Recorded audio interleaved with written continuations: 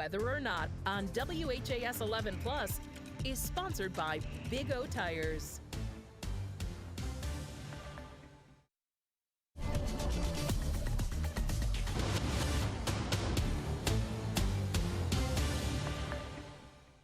Hi there, and welcome to another episode of Weather or Not. It's our weekly weather streaming show right here on WHAS 11 Plus, sponsored by Big O Tires. I'm Chief Meteorologist Mallory Schnell, joined alongside by meteorologist John Gordon again this week. Another episode here. And this week here in Kentuckiana, things have been fairly quiet. So our one big thing this week is going to take us across the country to the Pacific Northwest, of course, where devastating wildfires have been spreading rapidly. And one area that's been hardest hit by evacuations and the fires, Spokane, Washington. So we're going to talk about this one big thing, but first let's get this story from ABC. As wildfires rage in Washington, police arresting a 37-year-old man who they say is responsible for starting the Old Trails fire, the most destructive of the three fires tearing through Spokane. The witness, a citizen, very good citizen, noticed a male standing on the side of the road looking into the trees as he was going to pick somebody up. About 10 minutes later, as he was coming back through the area, he noticed the male was bending down near some grass. The suspect, identified as Aaron Farinacci, a convicted felon who's now facing a charge of arson in the first degree. In the Spokane area, more than 10,000 acres have burned so far, and dry, breezy conditions could help fuel the flames. Crews racing to contain the fires. Nearly 70,000 people evacuated. The sheriff says 14 people are unaccounted for. Firefighters say at least 700 structures have been destroyed, and that number could go up. I've been to a lot of places around the world, and I can tell you today that that's a war zone. Looks like bombs went off because the houses are just in ashes. I mean, there's fireplaces standing and cars burned. Kathy Sherrick's home now gone. I feel lost. Every memory of my children are down there. Every memory of my grandchildren are down there. I just feel empty. I can't even say I feel hurt. These fires are also creating unhealthy air conditions for much of the Pacific Northwest. Air quality alerts are in effect for most of the region, including nearly all of Washington and Oregon. Rena Roy, ABC News, New York. And we're going to start here with some satellite imagery of before and after images from the Spokane fire here. Just heartbreaking. This is honestly one of my biggest fears, wildfires. And as you heard from that story, and we were kind of talking before it, you know, people who spark these are the worst kind of people. When they're man-made, because we already have, you know, natural wildfires due to lightning strikes and things of that nature. And when they're man-made, it's terrible. Yeah, so you're very dry. You have low humidity. That's why you don't throw cigarette butts out, or if you have a little campfire, you've got to douse it out with water. And then when people do this, I think there's a special place for them. I mean, it's just devastation. Yeah. Spokane's kind of near and dear to my heart because I went to aircraft survival school. Any of you in the military and the Air Force, you know where that is, out in eastern Washington, and that's some real rugged terrain. Spokane's it's the only big city in the eastern part of the Washington, Oregon, and it's just devastating. Yeah, I mean, this is obviously their biggest natural disaster that they've ever had here. And there are 3 wildfires that are burning around that area. That's right. More than 10,000 acres that have been burned. And we have a map in the lower right-hand corner of your screen. This shows the active wildfires this week across the country. Take a look at where they're located and concentrated. Obviously, there's a few speckles on this side of the country, but most of them are across the west. Yeah. Kudos to Mallory for putting this together, because last week I threw kind of a note out that, you know, it's not just the Canadian wildfires. Right. This is only the United States wildfires. Yes. And you've been hearing a bunch in northern Florida. You can see that on the bottom right. But the main axis is Washington, Idaho, Oregon, California. Then you got a really big problem in southern Colorado. That is a really bad fire in southern Utah. None of those are good. I mean, acres and acres and acres and acres. Right. And we see wildfires every year, of course. But, you know, something that we've been talking about time and time again is the snow drought that occurred in the winter. That's right. Growing drought conditions. You already have the heat domes that they've been seeing across the western U.S. These are current alerts as of Thursday. So you're talking about heat alerts, fire weather alerts, and the gray is your air quality alerts. Air quality, yeah. So, I mean, that's been the case for the past several days here across the western U.S. Which I'm really glad the way they did that. See, in Louisville, oh, good gracious, air quality was always a nightmare because you needed someone to measure the proper air quality measurement people, the air quality control district. I'm sure they're glad that I retired. But anyway, because the thing is, we don't have devices everywhere in Shelby and Greene and Adair and Hart. We don't have all these. But they out in West have enough stations, and they just said, you know what, we're going to do bad air quality. Boom, boom, boom. Yes. Which is really smart. This whole area. Yeah, so that's what they're seeing. As we've been mentioning, drought, of course, if you take a look at the western half of the country, that's where you're seeing all the oranges and reds there on the drought monitor. So that's when the wind flow when the wind flow changes, those lines go to different places. Yeah, you know, for the previous one for the wildfire, and that goes to different places. The drought has been expanding on this map right here. Look at Colorado. It wasn't. Remember before it was just in western Colorado. Now how much has it expanded? It's getting close to Denver now. Look at now you've got Idaho and all those places have those fires. It's just going to get worse and worse and worse. Yeah, so bad situation there. Obviously, we're keeping an eye on the smoke. That was a slide ahead. Yeah. No, you knew where we were going, but this is the HRRR smoke forecast. So obviously the oranges and reds, that's where things are so thick. We've had a little bit of haze here and there. You can really just see it sunrise and sunset. We always got to watch that, this time of year to see where the atmosphere takes that. But as of right now, here in Kentuckiana, our air quality is just fine.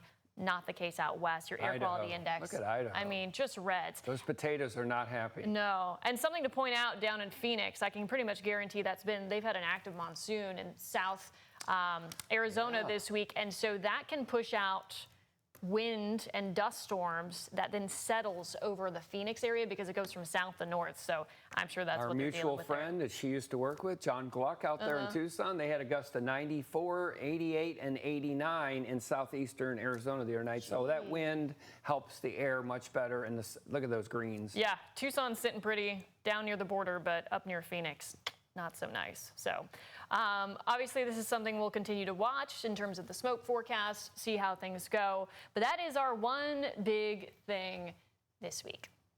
And now we're going to turn to This Week in Weather History, which we haven't done in quite some time because a lot of times, you know, the summer months don't tend to be so active. But This Week in Weather History is a day that you remember very vividly. This is one of my top 3 biggest events of my life. Yeah, the first flash flood emergency, correct? Right here. Issued by this man right here. Allegedly. So what we're going to have is we have some archive video there on the left from our WHAS 11 archive. Louisville Free Public Library, just tons of books destroyed. So this still stands as our wettest August day on record. And that 453 was at the airport, Stanford. There were some places I know that had 7 in the county. Yes. So I'll have a few maps here that we can show. This is all from National Weather Service Louisville office. So there were 2 waves. The first wave, folks, was around 6, 7 in the morning, 8 o'clock in the morning. And so when Mallory and I look at weather data, we look at the atmosphere, and one of the things we look at is the movement, the storm motion, the Snell movement. And depending how the atmosphere is lined up with wind and energy, some of the times we have what's called a back-building thunderstorm. And those are not good. Not good at all. So that storm, we actually issued a flash flood warning for Louisville before it even rained because I knew what was going on. It's rare to do it. Almost no drop at the airport when we issued that. And it just kept rebuilding and kept rebuilding and kept rebuilding. It looked terrible. And then after the big flood in the morning, part of the interstate was closed, And I talked to the mayor's office. I'm like, I have bad news for you. There's a second wave at around 3, 4 o'clock. And they're like, hello, are you there? And we got another 1.5 inches, I think around 3 or 4, if I remember. Oh my goodness. Yeah, it was a bad day. And I always think of the Kentucky Derby Museum. If you're listening out there, oh my gosh, did you take damage out there? Churchill Downs was underwater. I was going to say. It was not good. Yeah, when I was looking back at this, it was Churchill Downs, obviously downtown Louisville, U of L. Northwest Louisville, U of L. U of L got just creamed. And, you know, I was living here at the time, so I was trying to think back on my life. Granted, I was a high schooler and it was summer break, so I was probably sleeping in Good for and just you. unaware of what was going Sleeping on. until 11 today. You know what I mean? And then when I looked at this map, I was like, okay, where I lived, we got 3 to 4 inches. Which is a right? lot. Which is a lot, but it's not the compared to devastation that they saw, you know, within the Waterson, Northwest Louisville, pounded. 6 to 8 inches of rainfall. 64 closed in a couple of spots, I know that. Yeah, so, I mean, some of the stats that I got from the NWS Louisville website, 5 inches of rain in 90 minutes. Look at the 4th bullet. Nearly 200 people were rescued from tops of cars and houses. Oh, yeah. And 50 people were rescued by boat from a U of L administrative building. That area floods with like 1 inch of rain. Yeah. So I can only imagine with 6 inches. The thing I remember most people saying at 9 a.m. in Louisville, it looked like 3 in the morning. It was that dark. Oh, wow. It was so, you know, Hitchcock stuff. It was very, very unusual. Yeah, flooding, we always say, right? We just started the show with fires. Flooding is always the biggest problem in Louisville, Kentucky. Oh, yeah. 37 flood, the August 4th flood, 78 flood, 97 flood, blah, blah, blah, blah, blah, floods. Floods, yeah. And, you know, it wasn't just Louisville that was hit, southern Indiana, New Albany, Sellersburg, Jeffersonville, Parksville. Lanesville. And I'm just looking at some of this that's archive 64. footage. I really don't know where that is, but I know it was closed. The library, my friends at the library really took it A lot hard. of damage there, downtown branch. Lost so many books and so much infrastructure. And the roads, Tark wasn't running. I mean, it was a disaster. And was it well forecast? No, it was not. Because in the summer, it's very hard to diagnose exactly where these heavy rain axes are going to set up. And we knew there was a chance. And we did not give it the A+ forecast effort there. Well, I mean, you know, it's tough, right? It was a very... How are you going to know that storms are going to backbuild? That's, I don't know. But, you know, reading up on this, you all did fantastic with the alerts. Oh, the warnings were really good. Fantastic lead time. They were good. You saved lives. Yeah. There were no human fatalities. I did see that there were some... They wanted me to go to the mayor's office. I'm like, I don't think I can get there. Oh, my goodness. You're like, do you have a boat? How do I get ark? there? You know, I'm not Scotty from the Enterprise. And Goodness gracious. It was terrible. Look at that. Yeah. That's insane. And the thing, please don't drive in water. Well, and this was a Tuesday morning. I was like, what day of the week was this? It was during the week. Yeah, Tuesday. Yeah. Okay. So, I mean, that's commute time. That could have been, I mean, I'm sure it was obviously devastating, but it could have been even worse. So. That's the worst, in my mind, that's the worst flash flood in Louisville's history. Not, you remember we talk about river floods. River flooding, of course, but flash flooding, oh yeah. 6 to 8 inches in the city. Yeah, not good. Terrible. All right, I could look at this archive footage all day long. Yeah, this is really Wow. good. The piece you guys put together, Matt and others, this is fabulous. Yeah, Joe Federle, he's our Joe, well done. WHAS historian, so he does a great job of digging through our archive footage. The thing is, it comes down so fast in an urban area, it's much worse because it cannot hold it. So what's going to happen? Flash flooding. Yeah, so that's this day in weather history, and a big one. First flash flood emergency in the nation issued by this guy who's sitting right next to me. Office, my guys. Okay, well, his entire team, but still, definitely a day that sticks out, I'm sure, in your mind. I'll just tell you this really quick. The reason we did this is a friend of ours, John Belsky, sent me a note and said there is a propane tank floating down 3rd Street, and I went... It's always a propane tank when there's flooding. I go, well, that's not good. So I told my guys, we need to do more. They said, we got a flash flood warning out. I go, no, we got to do something else. So I'm like, put out a flash flood emergency. And they just looked like I was nuts, probably was. Anyway, I said, do it. Put my name on it. I never wrote the thing. If you go back, you can look that up. And actually, it's got some name named Gordon on it. That's the true story. All right, you heard it from him. And speaking of flooding, all right, we're gonna move on. While wildfires are burning out west, we've actually had some flooding occurring in the eastern U.S. We've had a slow-moving low, we've had a lingering front, and one area that got hit hard by flooding was Norfolk, Virginia. Yeah. And the National Weather Service, they issued a flash flood warning there, of course, describing the weather conditions as dangerous and life-threatening. And we have a bit of video here. Things, you know, you shouldn't necessarily do in floodwaters. This guy in a tube. No. And there's also, I mean, look at. My brother lives there, my nephews, and. Do not swim in floodwaters. You That's don't know gross. what's in that water. I mean, there's some bad things in that water. I mean, very bad. We won't get into that. But Right. Use your imaginations. It's not good. Yeah. So, I mean, this is just one of the many areas that we've seen with flooding this week, and really over the last I call several this days. summer feast or famine. Yeah. So you are either in the smoke and fire, Right. or you're in the heavy rain flooding. And we can actually pull up the max graphics if we can. And I have estimated rainfall over the last several days. And Yeah, there you go. Feast or famine. This is since August 1st. Pinks, purples, you know, that's your 5 to 7+ inches of rainfall. So I know areas in Georgia got hit by some flooding. We saw some areas in the Carolinas. And then where that video was in Virginia, you're getting estimations there. Of, And my you know, brother's 5 to just south 6. of that Norfolk Max. He didn't get that much. And he's only probably 8 miles, 10 miles from Right. there. Yeah. He was like, well, he's going to say, what rain? What flooding? What are you talking about? Yeah. I look on that axis on the north side of Norfolk. Really, that's just how it goes. And that's a sometimes. complicated place because you got the tidewater and you've got, the whole city is surrounded by water. Every direction you look is water. Water, yeah. And so it's very complicated. And they have tunnels and water. Yes. Not good. Not a good combination there. Yeah, so as we mentioned, feast or famine, one extreme or the other. And another extreme that we've been talking about has been over in Europe. You know, they've been dealing with heat waves, they've been dealing with wildfires as well. And we got word that July was the hottest month on record for France. And that's since records began in 1900. So the National Weather Agency over there said the average temperature across the country reached 24.9 degrees Celsius. And if you're not familiar with Celsius for Fahrenheit, that's 76.8 degrees Fahrenheit in July. This surpassed the previous monthly record of 24.8 degrees Celsius set in August of 2003. A lot of people died in 03. Yeah, the 03 heat wave was very bad, killed between 5,000 and 10,000 people in Europe. Oh, wow. They don't have air conditioning. Right, I know, yeah. I mean, We they talk may about this start all the getting time. it because it's been getting warmer and warmer.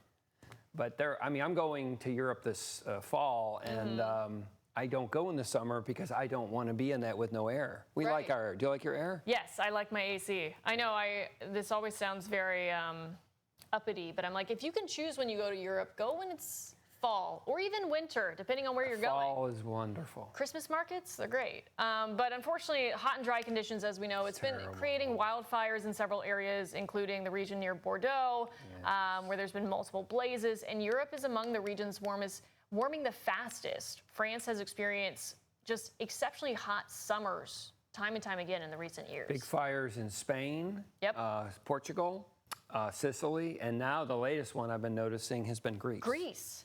I know. It's just like one country after another, and they can't seem to catch a break. There's been multiple waves of heat waves over there, and, you know, as we mentioned, they're just not used to it the way that we are because it's not what their climate has been. No, not at all. So, unfortunately, they've had several wildfires that they've had to deal with over there. And this just seems to be the summer of fire and flooding. It really is. F and F. Yeah, a little bit of everything. So we are going to take a short break, but when we come back, we have several other topics to talk about on this episode of Weather or Not. But first, let's hear a quick word from our sponsor. At Big O, we turn big problems into no problem at all. During our High Temps Low Prices sales event, get $80 to $120 in instant savings on 4 select in-stock tires. Big O Tires, the team you trust. Whatever your fleet of vehicles look like, Big O Tires has you covered. Tires, brakes, alignments, fluids, and more. We work with most national fleet accounts to make service simple for all your vehicles. We'll get you in and out the door fast, only at your local Kentuckiana Big O Tires.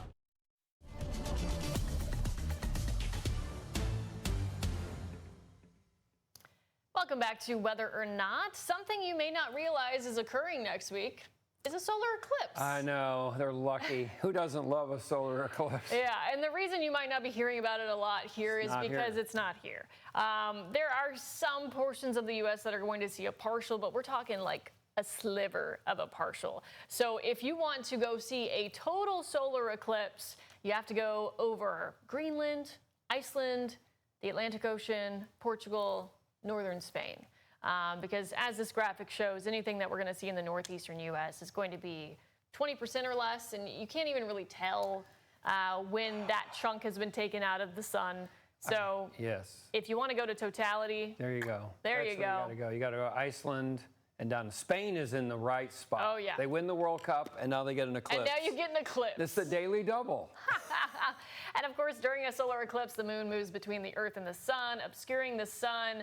And anytime you want to see even a partial eclipse, you should use protective eyewear. The only time you can take off that eyewear is if you're in totality. Once that totality officially. Can you imagine seeing an eclipse, a total solar eclipse in Iceland? How cool would that be? Very cool. You got volcanic activity. Right. It's geysers. just like otherworldly. I love Iceland. Yeah. It's great. Beautiful place. Yeah. So for the, we had our own total solar eclipses in 2017, 2024. Oh, yeah. Was that the most recent one? Yeah. Did you happen to see those? Oh, I went to both of them. Yeah. Yeah.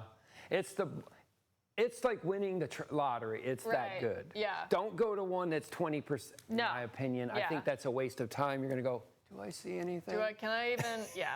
Because I saw 2017 in totality in Bowling Green. I bet you did. It was perfect weather. I was just south of you at White House, Tennessee, right on the line. And then I didn't see 2024 in totality because I was living in Arizona. It was a partial. It was like 75%. It's cool, but it's not the same. It's not the same by any means. Go big. Go for it. Yeah. Go big or go home. Spain. If anyone is listening, going to Spain, you send us photos. Mallory and I put them on the air. Yeah, and something else I just want to mention, that is around the same time that the Perseids, they peak. Wow. So, and we have a new moon. So, if you go meteor shower hunting. That's pretty cool. That will be peaking August 12th into the 13th. Cassiopeia. And you can see the highest rate of meteors. It's typically one of the best of the year. So it's a wonderful thing. Some people might be able to see an eclipse and then see a meteor shower. Yeah. The place I love to go, here's my little secret, is go to Deem Lake on that road. That's a great place for night sky viewing. A lot of people, every time I go there looking for the northern lights, there's a string of cars. There's always a crew of people. Yeah. That must be the place to go then, for sure. All right, so we got an eclipse, we got a meteor shower, and now we are going to talk about a volcano. My gosh, this show is good too. I know, we have a little bit of everything she is amazing. In this show. So this is a volcano eruption. This is our video of the week in Guatemala. Unfortunately, dozens of families living on the slopes of the Fuego volcano in Guatemala were evacuated on Tuesday, and this is due to the increased eruptive activity, as you see here from this video. And according to the National Institute of Seismology, Volcanology, Meteorology, and Hydrology, that's a big, the volcano maintains eruptive activity in its most intense phase, as you're seeing here, with the emission of gases, ash, rocks, and high temperatures that move rapidly down the slopes of the volcano. Now, I will say this Fuego volcano, it's one of the most active in Central America. It did cause an eruption in 2018 that unfortunately did kill many people there and left thousands evacuated. But as long as people are not hurt, it's always interesting to look at from afar. Have you ever seen a volcano erupt in real time? No, I've flown. I used to fly in the Caribbean near Montserrat. I forget the name of that volcano, and it didn't look very happy. Yeah. I don't want to be there. I will watch from afar, right here. Yeah, I remember I had a friend. How about you? I haven't seen. No, I mean I've been to Iceland. I've been to Hawaii. None of them were erupting when I went, but I did have a friend who went to Iceland when the most recent, whenever that was, a few years ago. Yeah. Shut the air traffic down. Yeah. Mm-hmm. Quite cool, or quite hot, I guess. Fuego. Say that name. All right, so that's our video of the week. And now we're going to switch gears to our next segment, which is our weather trivia of the week with meteorologist Matt Breland. Let's see what the question is this week. Hey, thanks for watching us on Whether or Not. I'm meteorologist Matt Breland with this week's weather trivia question. So, of course, we had a lot of stories about tornadoes. Thankfully, that's not part of our forecast for a while. But a weather-related question that ties into tornadoes that you may not have thought about is, what is the longest distance that an item has been carried by a tornado? Is it 50 miles, 132 miles, 223 miles, or 450 miles? The correct answer is actually 223 miles. A tornado picked up a personal check and carried it all the way from Stockton, Kansas to Winnetoon, Nebraska. That happened in April 1991.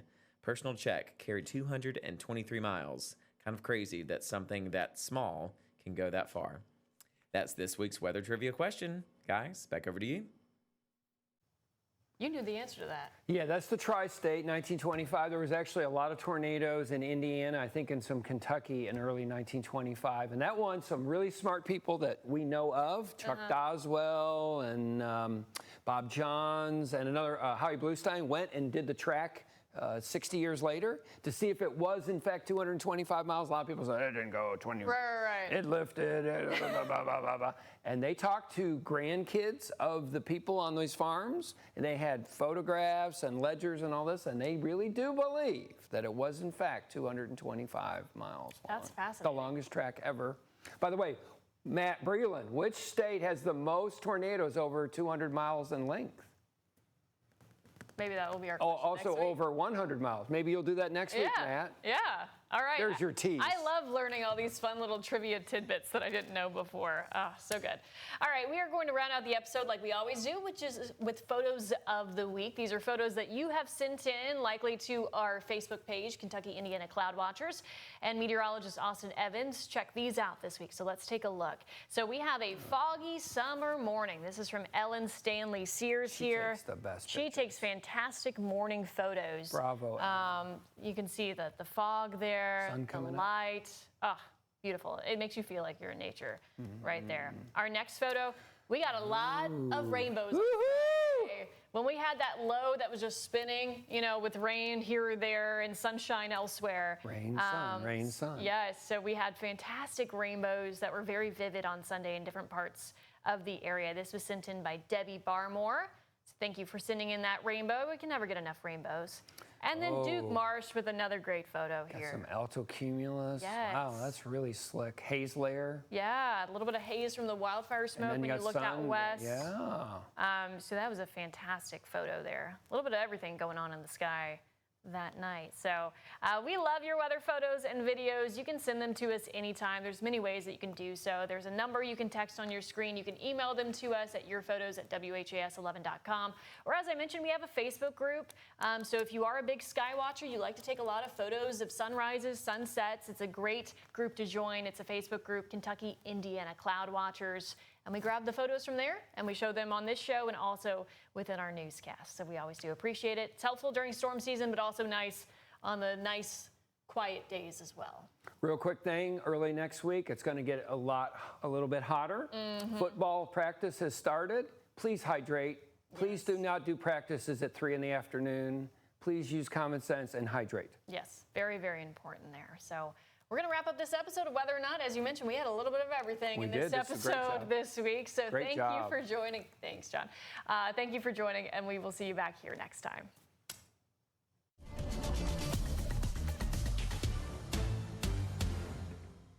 I'm trying to find quality brake service. Look no further than Big O. How about oil changes? Big O. Or new wheels? Big O. Air conditioning? Yep, Big O. Alignments? We do those too. Get everything you need only at your locally owned Big O Tires.